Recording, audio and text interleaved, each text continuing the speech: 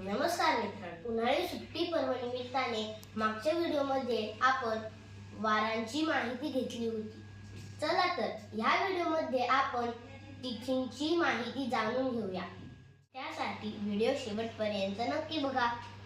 Video आवडल्यास like करा आणि कमेंट करा. तसेच तुमच्या नातेवाईकांपर्यंत शेअर करा. चंद्राच्या गतीनुसार एक दिवस किंवा एक तिथी पूर्ण होते. जेव्हा चंद्र 12 अंशाने पुढे सरकतो तेव्हा एक दिवस अर्थात एक तिथी पूर्ण होते. एका महिन्यात 2 पक्ष असतात.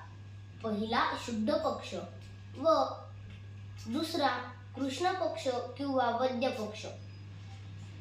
शुद्ध पक्षात 15 तिथी असतात. प्रतिपदा, द्वितीया, तृतीया, चतुर्थी, पंचमी, षष्ठी, सप्तमी, अष्टमी, नवमी, दशमी, एकादशी, द्वादशी, त्रयोदशी, चतुर्दशी आणि पौर्णिमा. वद्य पक्ष किंवा कृष्ण पक्षातही 15 तिथी असतात.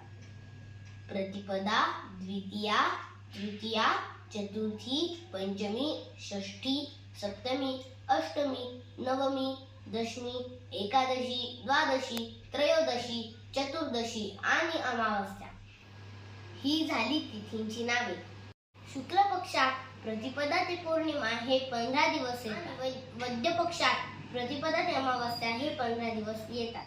हे दोन्ही पक्ष मिळून 30 तिथी अर्थात 30 दिवस पूर्ण होतात. म्हणजेच एक महिना पूर्ण होतो आणि अमावस्यानंतर दुसरा महिना सुरू होतो.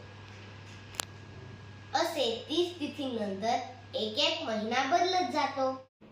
व्हिडिओ शेवटपर्यंत बघितल्याबद्दल धन्यवाद.